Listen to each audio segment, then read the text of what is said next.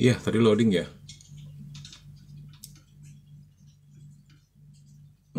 Iya tadi loading. Loading parah, nggak tahu kenapa. Mungkin dari internetnya.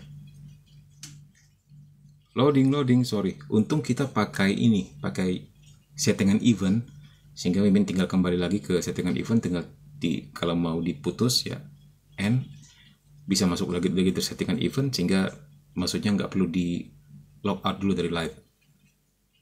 Dia udah otomatis log out dan login juga. Jadi seperti nyambung begitu saja ya. Videonya juga akan jadi satu video, nggak menjadi dua video yang terputus begitu. Itu untungnya kalau kita pakai fasilitas event gitu ya. Oke, apakah teman-teman yang terhilang akibat gangguan tadi sudah kembali? Nggak tahu nih kenapa nih. Apakah dari HP-nya atau dari koneksinya?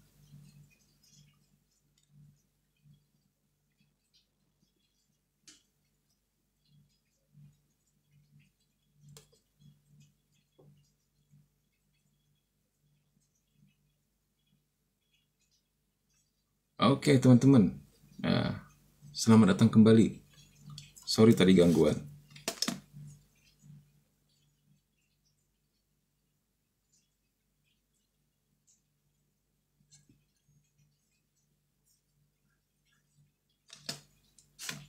Ya, tapi semuanya sudah dijelaskan di sini ya, teman-teman ya. Tinggal dibaca kembali. Mimin percaya pasti kalian sudah mengerti lah ya. Lagi sambil beres min ya, puji Tuhan. Emang mau pergi kemana, Din?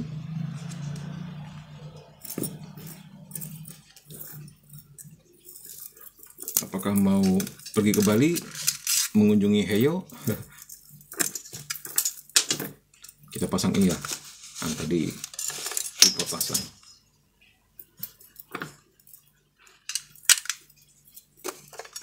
Pilih deh.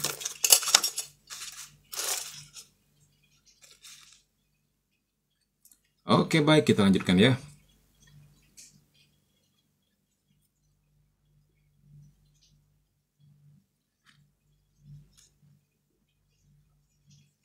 Oke. Bagaimana? Apakah masih gangguan tempat kalian? Sudah oke semua? Takutnya cuma dari koneksi Mimin. Kalau sudah oke, kita lanjut ya.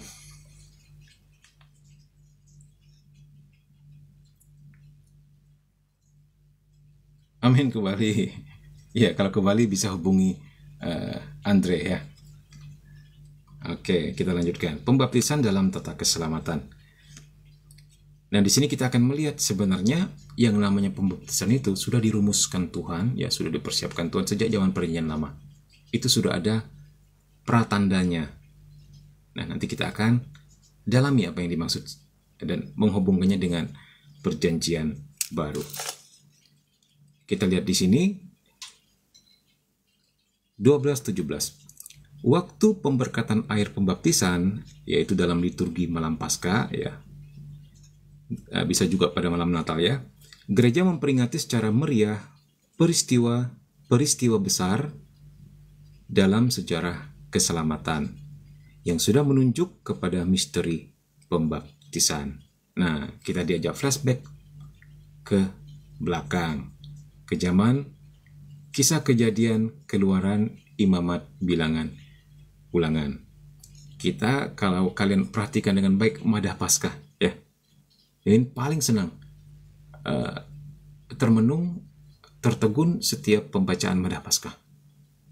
Paling senang Mimin, apalagi ketika akhirnya lilin dinyalakan, itu semua menceritakan tentang mulai dari Allah menciptakan segala sesuatu dari kegelapan kemudian kepada terang ya. Nah, contohnya begini, kita bisa menemukan ini ya pada malam Paskah ya, pada waktu pemberkatan air pembaptisan. Allah, kekuasaanmu yang tak kelihatan mengerjakan keselamatan umat manusia oleh tanda yang kelihatan. Dengan aneka ragam cara engkau telah memilih air supaya ia menunjuk kepada rahasia pembaptisan. Nah, ini tentang air pembaptisan. 12:18. Sejak awal dunia, air Makhluk yang sederhana tetapi mengagumkan ini adalah sumber kehidupan dan kesuburan. Menurut kitab suci, ia seakan-akan dalam tanda petik dinaungi oleh Roh Kudus. Kita bisa melihatnya di kisah kejadiannya di mana Roh Allah melayang-layang di atas air. Juga kita temukan pada malam Paskah kemarin. Sudah sejak awal ciptaan, Roh R besar, maksudnya Roh Allah, melayang-layang di atas air dan memberi kekuatan kepadanya supaya menyelamatkan dan menguduskan. Wow. Jadi bagi gereja Kristus, air dipandang sebagai makhluk, sebagai sesuatu yang hidup, sebagai bagian daripada sarana Tuhan itu sendiri yang ambil bagian dalam karya keselamatan Allah. Ini membuatnya semakin menarik bagaimana gereja memandang kosmologi, ya. Salve semua, salve juga Greg.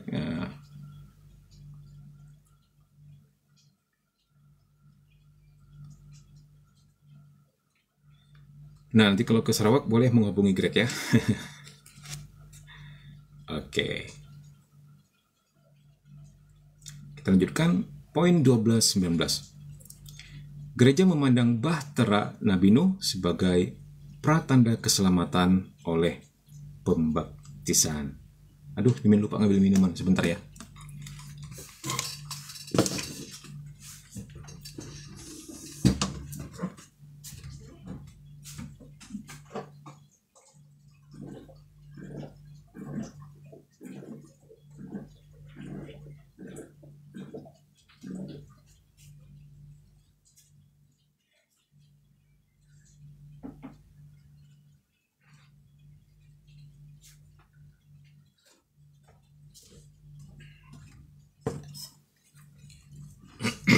Okay, I'm back.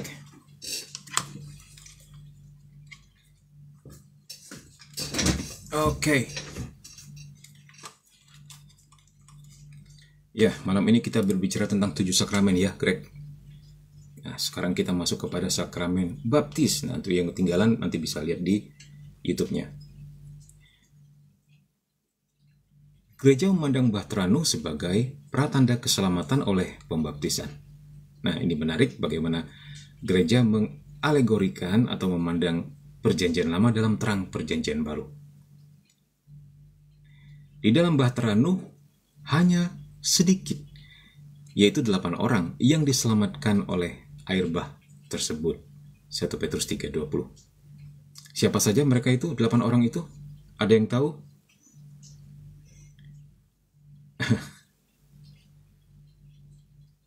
Ayo, masih ingat? Masih ingat kisah masa kanak-kanaknya dulu ketika belajar sekolah minggu? Oke, komen-komen di bawah yang masih ingat ya.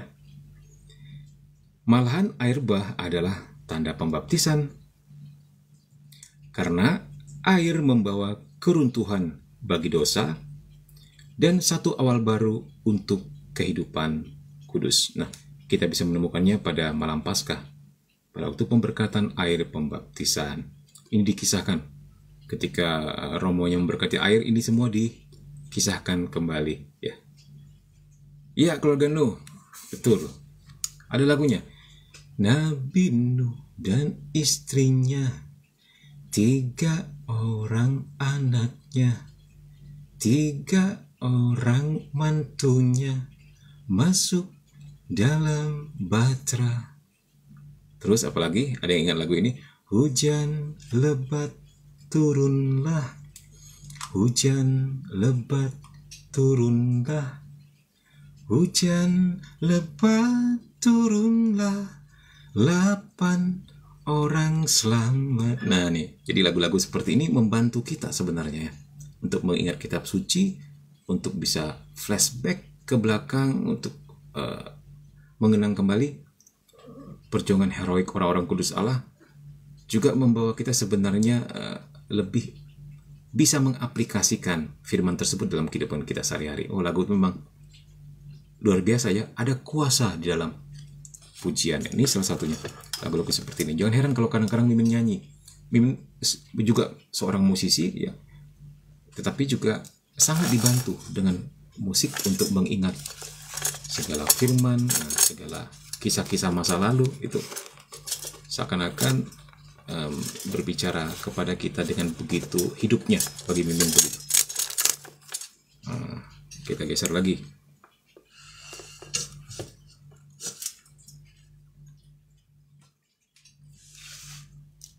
Bagaimana dengan kalian?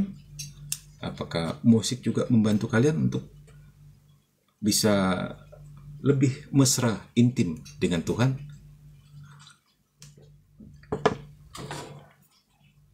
Nggak tahu lagu Nyemin? Nah, nanti boleh dicari itu. Lagu Nabi Nuh gitu di YouTube, atau Nabi Nuh dan istrinya, biasanya kan begitu. Biasanya judulnya kan yang diambil dari kalimat terdepan ya. Ya. Bahkan kalau pelayanan ke pedalaman, Mimin pakai loh lagu itu sambil Mimin ciptakan gerakannya. Itu seru itu. Bersama tim kita ciptakan gerakannya sendiri ya. Jadi orang-orang di pedalaman senang sekali dengan lagu-lagu seperti ini, bisa membantu mereka untuk refresh firman. Ya. Oke, 12:20 kita lanjut.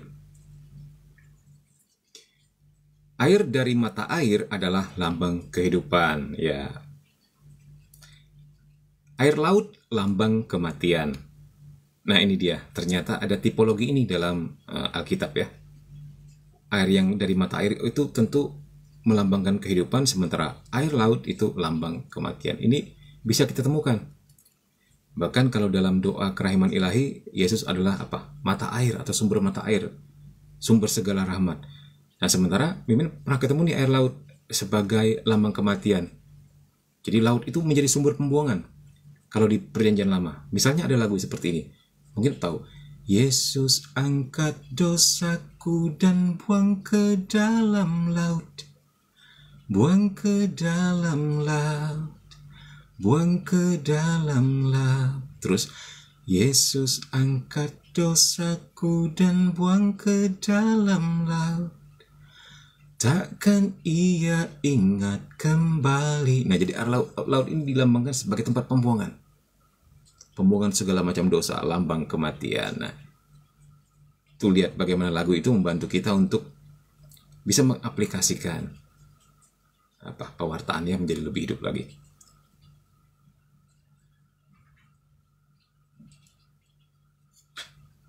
Oke. Kemudian, oleh karena itu, air juga dapat menunjuk kepada misteri salib.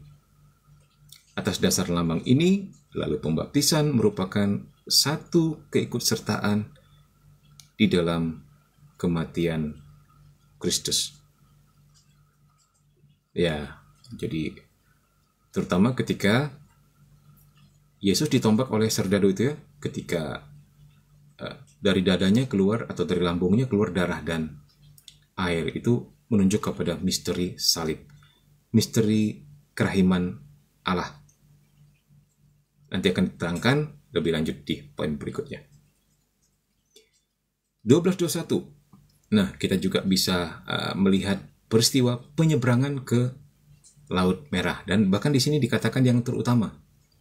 Ini melambangkan pembebasan Israel yang sebenarnya dari perhambaan Mesir. Nah, bagi kita di dalam Perjanjian Baru, untuk kita yang orang-orang Perjanjian Baru ini, itu menyatakan pembebasan yang dilaksanakan oleh pembaptisan. Nah, baru-baru ini Mimin nonton film di Netflix. Mimin lupa judulnya apa itu. Itu tentang Nabi Musa yang dipanggil Tuhan. Bagus sekali filmnya. Dia terdiri dari 3 episode kalau nggak salah. Diceritakan kembali di situ. Jadi suka sih Mimin, apalagi pada waktu memasuki pekan suci ya, Mimin ingin sekali masuk ke dalam suasana Paskah. Jadi Mimin cari film-film seperti itu, Mimin tonton lagi supaya bisa nge-feel begitu loh. Suka sekali Mimin seperti itu, supaya ngeblend sama suasana yang sedang dibangun oleh gereja. Nah, kalau Natal biasanya Mimin sebulan 2 bulan sebelumnya udah putar lagu-lagu Natal tuh, baik di mobil maupun di kamar ya, atau di tempat kerja, supaya bisa nge-feel untuk menikmati atau tenggelam dalam suasana yang ingin dihadirkan oleh gereja kepada kita. Gitu. Film-filmnya juga mulai Mimin cari gitu kan. Seru pokoknya. Bagaimana dengan kalian?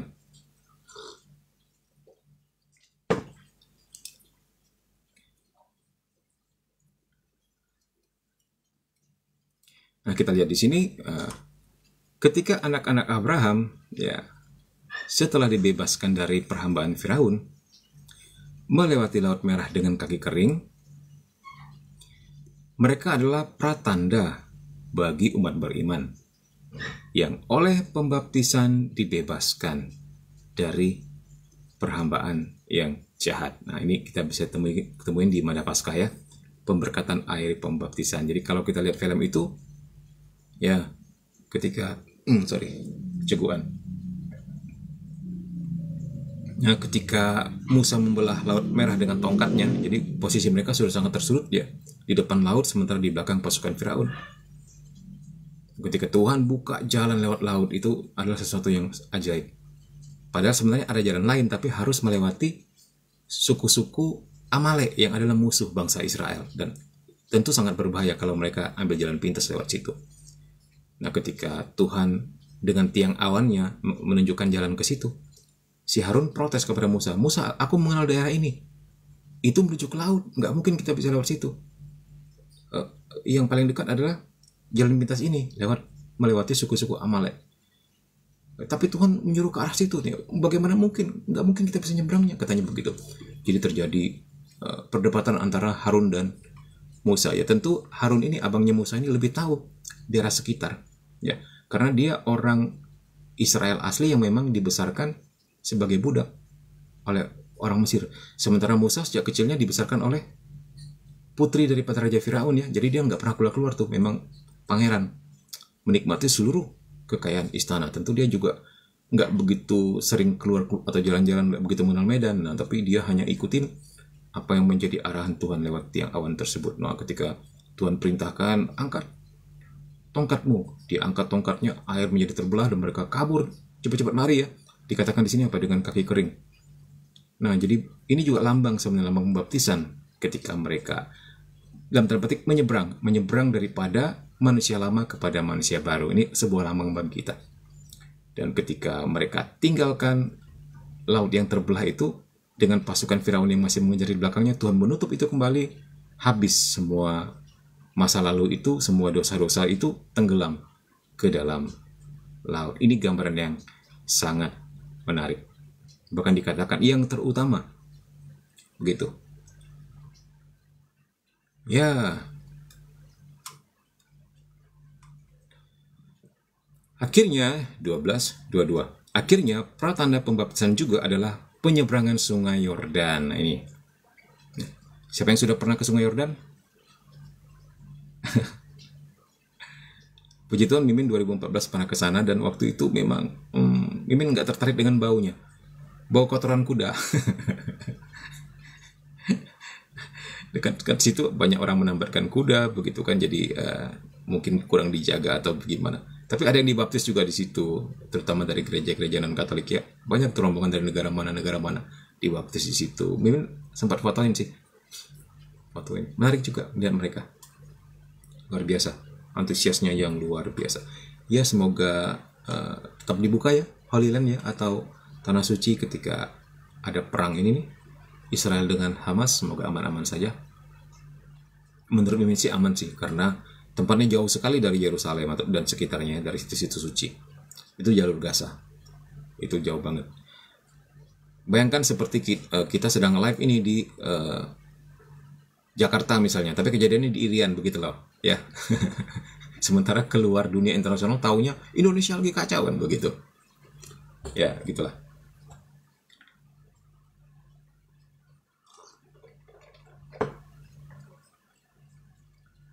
Oke, kita lanjut. Nah, bagaimana? Apakah ada tanda-tanda kehidupan? Terspona, tertegun, atau nggak ngerti apa-apa? Ya, silakan komen-komen di bawah ya.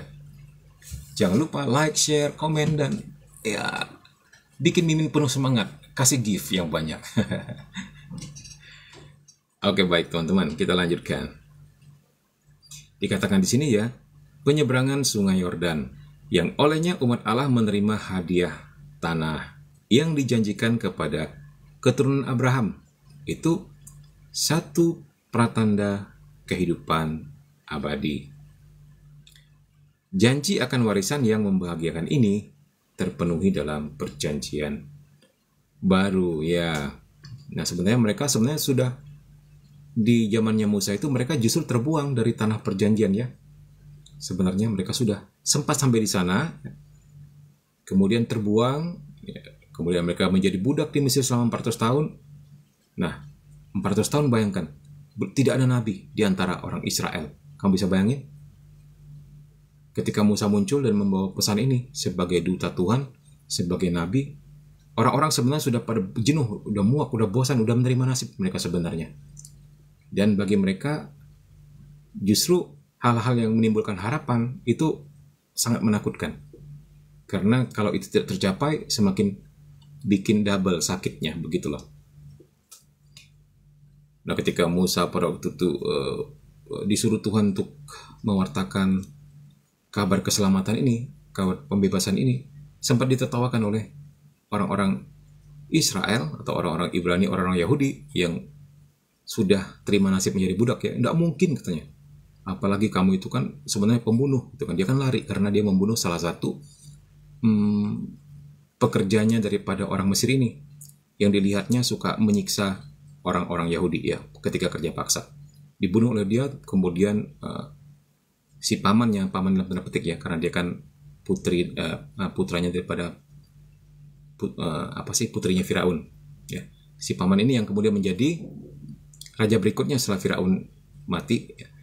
Dia masih manggilnya paman. Nah, ini mengetahui itu dikejarnya si Musa ini. Musa melarikan diri ke tanah Midian. Tanah Midian di mana dia menemukan istrinya, dan kemudian di Gunung Sinai dia mendapatkan penampakan dan pesan dari Tuhan. Itu luar biasa. Itu diceritakan, film itu menceritakan dari berbagai agama loh. Misalnya Quran mengatakan ini, terus Midrash dari Yahudi, kitabnya Yahudi mengatakan itu. Dari Alkitab mengatakan ini. Wah, jadi 3 sudut pandang disatuin. Wah, itu luar biasa filmnya. Mimin lupa judulnya apa ya. Pokoknya dokumenter begitulah filmnya. Dokumenter yang dikisahkan secara film. Berharap ziarah ke sana, Min. Ya, puji Tuhan. Oh, kita undang Ari jurusan elemen air, Min. Nggak ada kabarnya lagi Ari. Kabar terakhir itu waktu dia ngajak Mimin join di grupnya dia, mungkin grup WA atau apa, atau grup tele ya. Mimin bilang boleh sih, nggak apa-apa, undang aja. Tapi Mimin tetap seperti ini, nggak akan menampilkan wajah. Nggak dibalas sampai sekarang.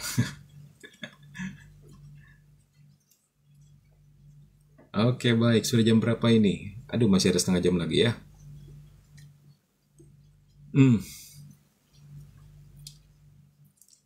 Oke. Pembaptisan Kristus.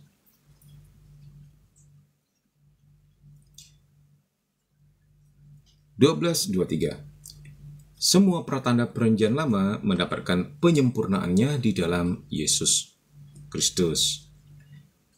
Ia memulai kehidupannya di depan umum sesudah pembaptisannya di Sungai Yordan.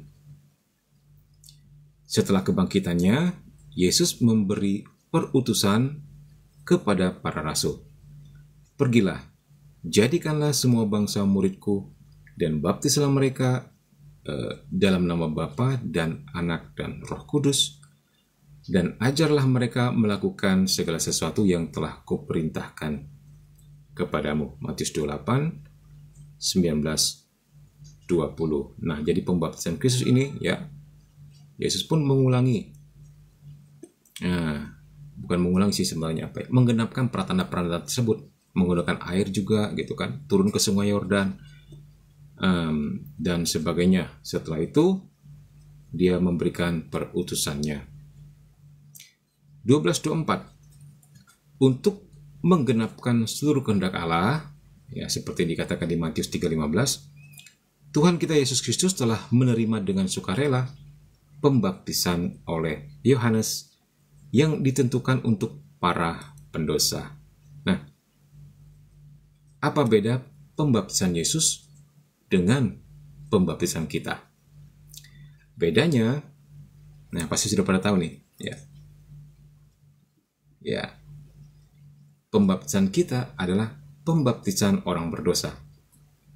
Dari orang yang dilahirkan terkena dosa asal, kita mau ditebus dengan pembaptisan, dengan rahmat baptis tersebut. Sementara Kristus yang tidak terkena dosa asal, ya, tubuh, jiwa, dan rohnya, sebenarnya tidak memerlukan pembaptisan, ya, tetapi dia solider dengan manusia dan dia mau mengalami apapun yang dialami manusia. Jadi dia melewati semuanya ini. Jadi ketika kamu marah kepada Tuhan, kamu nggak bisa lagi bilang begini, lu sih Yesus nggak pernah turun ke dunia, nggak merasakan jadi manusia. Ini kami nih susah nih di bawah sini ya. Nggak pernah bisa muncul kalimat itu karena dia sudah turun ke dunia dan merasakan semua itu semua. Bahkan yang lebih-lebih daripada kita disalib. Ya. Ini adalah pembaptisan karena solidaritas terhadap kemanusiaan kita. Yang sebenarnya dia tidak perlu tunduk di bawah pembaptisan Yohanes, tapi dia memberi contoh, memberi teladan. Juga menghampakan diri dalam segala kerendahan hati, ya, dibaptis oleh manusia. Karena sebenarnya pembaptisan tersebut ditentukan untuk para pendosa, untuk mempersiapkan jalan untuk kedatangannya. Padahal dia sudah datang loh, tapi malah diminta dibaptis oleh si yang ditugaskan untuk mempersiapkan jalan untuk kedatangannya. Nah, ini menarik ya pandangan ini, dan ternyata Yohanes Pembaptis tersebut adalah abang sepupunya ya. Oke. Nah, dalam tindakan ini terlihatlah pengosongan diri Yesus. Ya, dia sebagai raja, dia sebagai Allah yang bertahta, ya, mau turun ke dunia, mau tinggalkan dia punya kekuatan, dia punya kekuasaan, dia punya otoritas surgawinya, dia punya dayang-dayangnya, pegawainya, malaikat-malaikatnya dia tinggalkan di surga. Dia kosongkan dirinya untuk kita manusia dan mengalami semua apapun yang kita alami.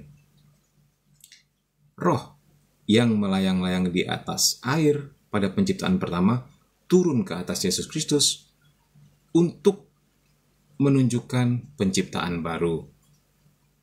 Dan Bapa memberi kesaksian tentang Yesus sebagai putranya yang terkasih. Kita bisa lihat di Matius 3:17 ketika dia baru saja selesai dibaptis, Roh Kudus turun dan kemudian mendeklarasikan siapakah Yesus itu. Inilah putraku yang ku kasihi. Suara dari langit, coy. Gila nggak? Kita dibaptis, yang keluar dari langit apa? Hujan, petir, badai. Ini suara dari langit nih, menyertai Tuhan.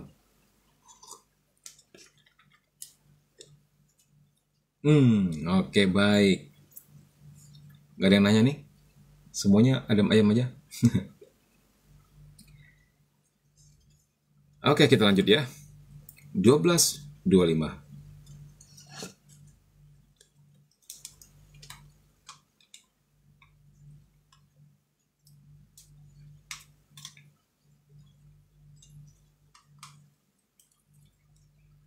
Di dalam Paskahnya, Kristus telah membuka sumber-sumber pembaptisan untuk semua manusia. Yang dikatakan di sini, semua manusia, tanpa terkecuali. Jadi, penebusan Tuhan kita Yesus Kristus itu untuk semua manusia. Apapun SARA-nya, apapun suku, agama, ras, atau golongannya. Ya, bahkan Ibrani mengatakan lebih jauh lagi daripada itu, untuk seluruh alam semesta. Dia tebus. Bukan hanya manusia, tapi juga seluruh alam semesta. Nah, ceguan. Di dalam Kristologi, diajarkan kepada kita bahwa penebusan Kristus itu berlaku subjektif dan objektif. Berlaku objektif bahwa, yes, dia telah menebus semuanya. Siapa saja. Bahkan seluruh alam semesta.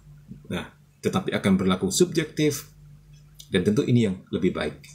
Akan berlaku secara lebih ke pribadi ketika masing-masing kita menerima tawaran penebusan tersebut dengan mengatakan, ya Tuhan, aku percaya dan aku mau dibaptis. Nah, pada saat itu penebusan yang objektif itu menjadi subjektif bagi kita, menjadi milik kita pribadi masing-masing. Jadi artinya apa? Artinya Yesus nggak perlu datang kedua kali lagi untuk mati untuk orang A, orang B, orang C, orang D gitu. Ya, nggak perlu begitu lagi. Tapi semuanya sudah ditebus. Kemanusiaan kita yang ditebusnya, bukan orang satu persatu A, B, C, dan D. Maksudnya begitu. Kodrat manusia kita ditebusnya. Jadi dengan percaya kepada Yesus, kodrat manusia kita turut dimuliakan. Sorry, kenapa ini? Oh ya, baik. Sebentar, kita geser lagi ya.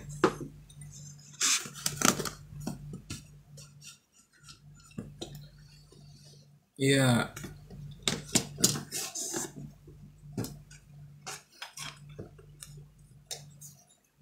Oke. Jepit dulu.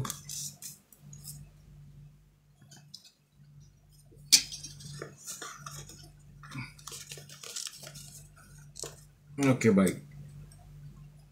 Kenapa? Ada yang tanya apa?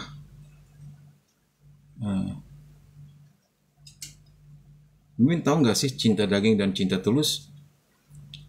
Nah, mereka yang mencintai Kristus karena cinta daging bakalan masuk surga nggak sih, Min? Gimana itu cinta daging sama cinta tulus ya?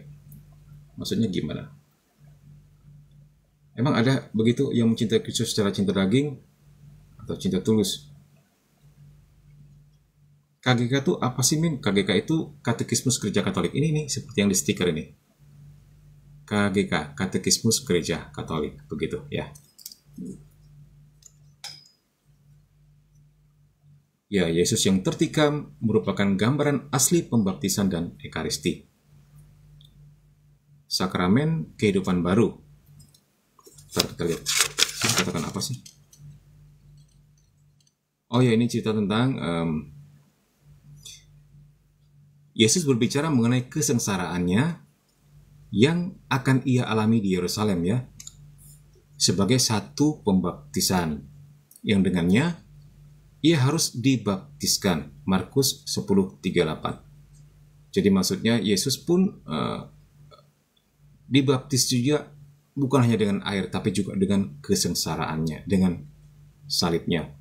Kita bisa melihat darah dan air yang mengalir dari lambung Yesus ya, yang tertikam. Itu merupakan gambaran asli pembaptisan dan ekaristi. Kita bisa lihat apa di situ?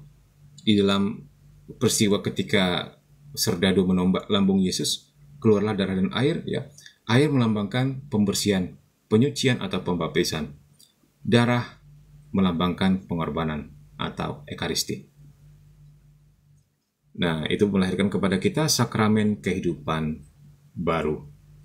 Dengan demikian, kita dimungkinkan untuk dilahirkan dari air dan roh.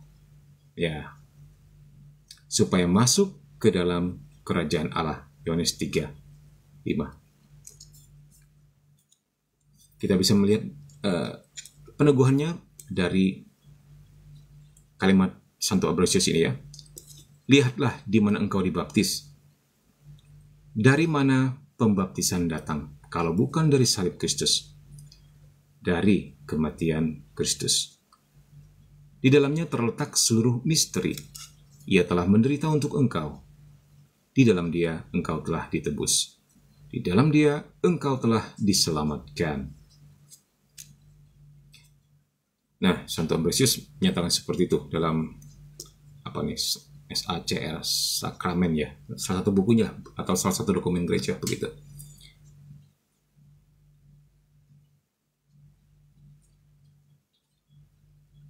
Ngerti nggak, Min?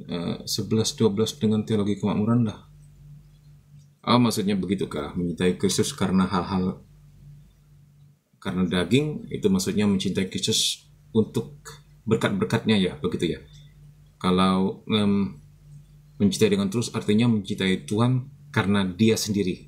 Begitu ya maksudnya ya, Din ya. Ya, semoga yang mencintai Yesus karena daging itu one day dimurnikan oleh Tuhan ya. dan akhirnya menjadi cinta yang tulus.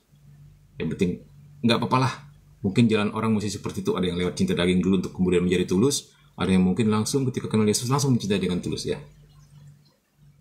It's okay, kita doakan saja semoga semuanya berakhir baik, semuanya yang awalnya dari daging, yang awalnya motivasinya jelek, akhirnya diluruskan oleh Tuhan karena rahmat Tuhan, karena doa-doa kita juga. Sementara yang mencintai Tuhan dengan tulus tetap meningkat di dalam rahmat ketulusannya, begitu ya. Ya, Tuhan bisa membuat motivasi awal orang itu bengkok menjadi lurus pada akhirnya. Tapi manusia bisa buat yang motivasi awal kita lurus menjadi bengkok pada akhirnya. Manusia juga bisa buat seperti itu. Ya. Seperti perkataan apa kemarin khotbahnya Romo Prasetyo, pastor paroki kita, dia bilang apa? Lebih baik menjadi bekas orang jahat daripada bekas orang baik. Oh, Katoliknya? Iya, ini Katoliknya. Taxian Fleet. Ya. Welcome Taxian ya. Dipersilakan untuk mendengarkan agama apapun. Semoga diberkati.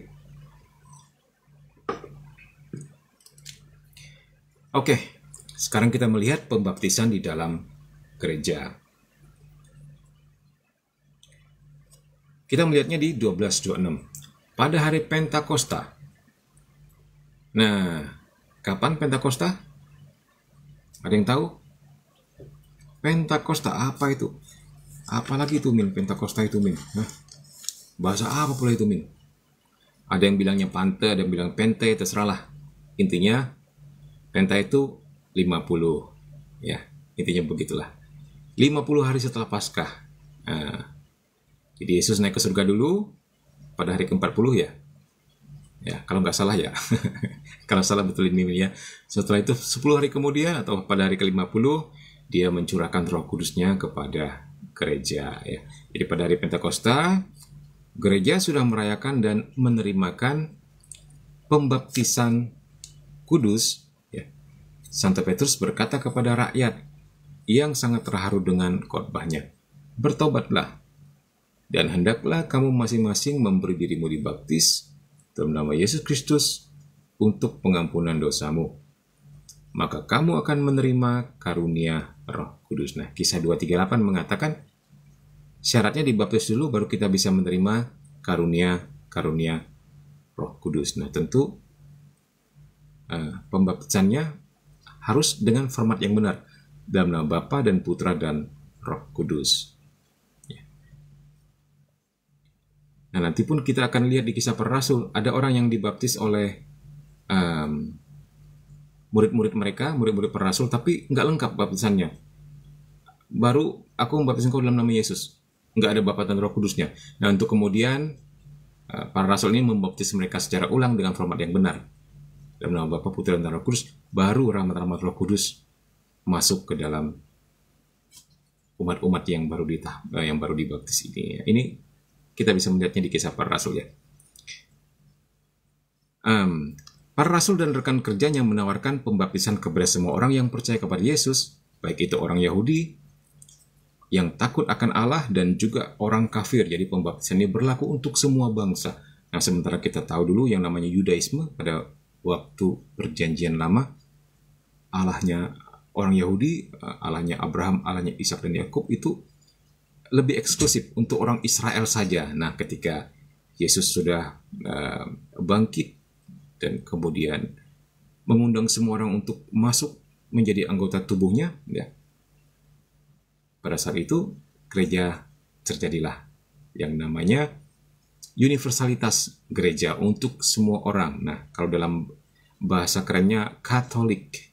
Katolik itu singkatan dari kata dan holos. Artinya kalau dalam arti harfiahnya dalam bahasa Yunaninya itu kita bisa melihat di Kisah Para Rasul 9:31. Jemaat di seluruh itu sebenarnya kata dan holos kalau dalam bahasa Yunani ya. Jadi kalau ada yang bertanya apakah ada Katolik di dalam Alkitab? Ada. Tapi harus Alkitab dalam bahasa Yunani ya. Kita lihat Yohanes berapa? Kisah Para Rasul 9:31. Sini dia. Ya, tapi Min nggak buka yang Yunani ya, karena kita fokus pemberitaan bukan apologet di sini. kita fokus kepada katekismus atau pengajaran. Ini ya, selama beberapa waktu jemaat di seluruh Yudea, nah jemaat di seluruh ini dalam Alkitab berbahasa Yunani, bahasa aslinya. Ingat, Perjanjian Baru ditulis dalam bahasa apa? Yunani. Perjanjian Lama dalam bahasa Ibrani. Nah, ya. Jemaat di seluruh ini kata holos, ya. Nah, artinya apa? Universal, seluruh, holistik. Itulah yang menjadikan istilah Katolik. Nah, kemudian istilah Katolik dipergunakan lagi, diteguhkan lagi oleh Santo Ignatius dari Antioquia dalam suratnya, ya, tahun 106 ya, mungkin lupa. Oke. Ya.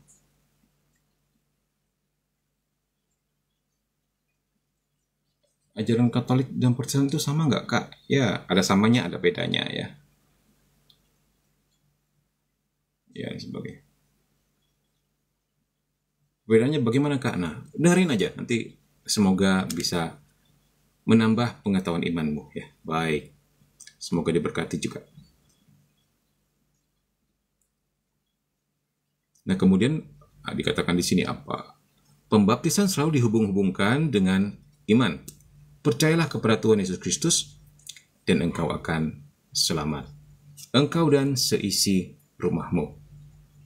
Nah, jadi ternyata kalau kita percaya kepada Yesus Kristus, kita dan seisi rumah kita berpotensi untuk juga diselamatkan. Nah, kata akan ini artinya bukan pasti ya, tapi akan, artinya berpotensi untuk juga selamat, begitulah. Jadi rahmat itu telah tersedia bagi orang di dalam rumah tersebut. Ketika salah satu isi rumah tersebut percaya kepada Kristus, yang lain pun bisa diberkati kalau membuka hati. Rahmatnya telah tersedia, begitu maksudnya. Ya, lebih mudah bagi mereka untuk mengalami pertobatan dan percaya kepada Kristus. Intinya begitulah. Dengan demikian perkataan Santo Paulus kepada kepala penjaranya di Filipi. Dan seketika itu juga, ia dan keluarganya memberi diri dibaptis. Kita bisa melihatnya di Kisah Para Rasul 16, 31, 33. Kita lanjutkan. Ya. Menurut Santo Paulus, ya, seorang yang percaya diikutsertakan di dalam kematian Kristus oleh pembaptisan. Ia dimakamkan bersama dia dan bangkit juga bersama dia. Kita bisa melihatnya di Roma 6, 3, 4. Tidak tahukah kamu bahwa kita semua yang telah dibaptis dalam Kristus telah dibaptis dalam kematiannya? Dengan demikian kita telah dikuburkan bersama-sama dengan dia oleh baptisan dalam kematian, supaya sama seperti Kristus telah dibangkitkan dari antara orang mati oleh kemuliaan Bapa. Demikian juga kita akan hidup dalam hidup yang baru. Jadi kita menjadi identik dengan kematian Yesus, kita mati dalam dosa-dosa lama kita, dan bangkit bersama Kristus untuk menjadi manusia yang lahir baru. Begitu maksudnya.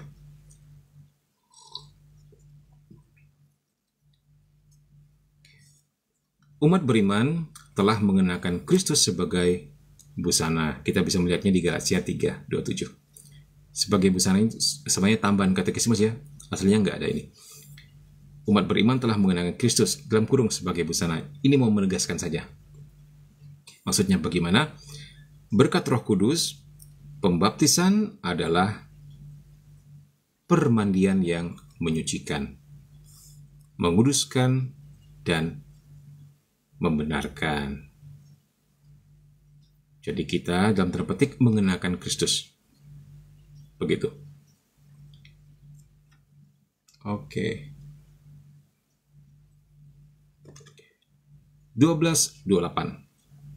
Jadi pembaptisan adalah permandian dalam air, di mana benih yang tidak fana, yakni sabda Allah, menghasilkan daya yang menghidupkan.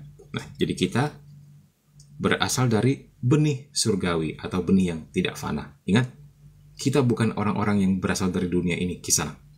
kita lahir dari Allah. Sehingga pembaptisan tersebut mengembalikan kita kepada maksud dan tujuan kita diciptakan, yaitu bahagia bersama Allah Tritunggal, ya. Sehingga kita menerima benih yang tidak fana, yaitu sabda Allah, itu menghasilkan daya menghidupkan. Yes, karena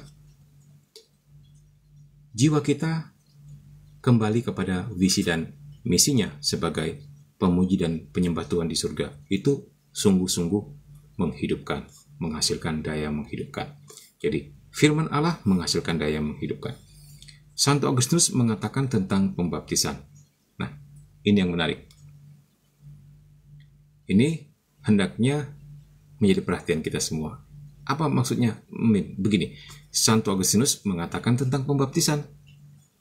Perkataan ditambah pada unsur materi, maka terjadilah yang disebut sakramen. Nah, ini menarik. Ini yang mendasari teologi sakramen baptis Santo Agustinus. Artinya bagaimana? Jadi, sakramen baptis baru sah kalau ada perkataan atau forma atau rumusan. Apa itu? Aku membaptis engkau dalam nama Bapa, Putra dan Roh Kudus. Dan ada unsur airnya, materi, yaitu air. Baru bisa dikatakan baptisan tersebut sah. Harus ada forma dan materinya. Ya. Jadi nggak penting lu mau dibaptis di Sungai Yordan, lu mau dibaptis di atas pohon, lu mau dibaptis di bawah kolong atau di bawah jembatan, enggak menentukan. Yang paling menentukan adalah materi, rumusannya. Apa itu rumusannya? Aku membaptis engkau dalam nama Bapa dan Putra dan Roh Kudus. Dan materinya, forma dan materi, yaitu air. Dan itu dua ini tidak boleh digantikan dengan apapun. Biasanya rumusannya dipakai kalimat yang lain, nggak boleh. Terus materinya yang seharusnya air diganti dengan materi yang lain, misal semen atau pasir, nggak boleh, gitu ya. Atau air raksa, gitu, nggak bisa. Jadi sudah tahu ya, Gereja Katolik memandang pembaptisan sebagai sesuatu yang sah apabila formanya atau rumusan doanya dan materinya yang adalah air itu ada. Jadi dua ini. Kalau bahasa hukumnya apa? Dua alat bukti gitu ya. Sah terdakwa gitu. Ya. Bagaimana? Sudah mengerti teman-teman Komsa semua? Ya, oke.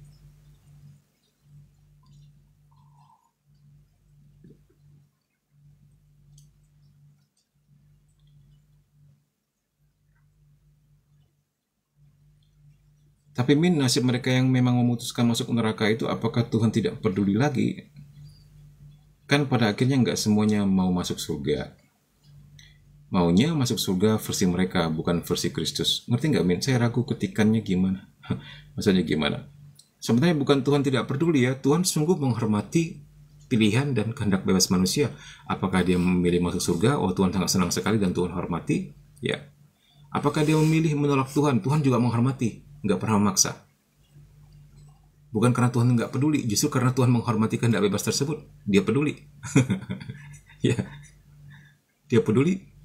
Tentu anak-anaknya yang berpotensi untuk masuk neraka ini pasti sudah dia kirim pewarta-pewarta ke sana, ya, sudah dia kirim siapapun yang bisa kira-kira menyelamatkannya. Tapi nggak digubris semuanya itu. Ya, begitulah. Ya. Bukannya Tuhan kurang berbelas kasih, tetapi orang tersebut menolak untuk percaya dan menolak untuk bertobat. Dalam hal itu, karena Tuhan sangat menghormati kehendak bebas manusia, maka setiap orang diserahkan kepada pilihannya masing-masing, begitu. Ya, ya tentu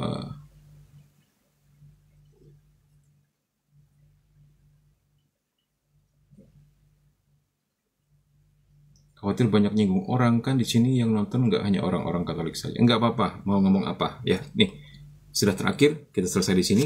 Mungkin ada pertanyaan terakhir. Untuk berikutnya kita akan membahas bagaimana sakramen pembaptisan dirayakan ya. Oke, terima kasih teman-teman untuk segala perhatiannya, untuk atensinya, untuk gift-nya mungkin tadi dikasih tapi Mimin nggak sadar ya. Dan untuk doanya kepada Mimin, mohon doa supaya sehat selalu dan selalu bisa melayani ya dalam bidang apapun, baik secara online begini maupun pelayanan-pelayanan biasa, baik deliverance ataupun memberi seminar-seminar ataupun masuk keluar kampung ya. Mohon doanya supaya sehat dan diberkati selalu. Oke, bagaimana Dinda?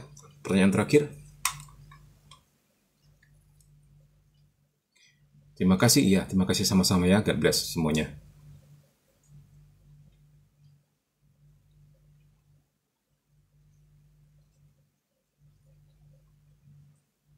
Amin, amin teman-teman semua.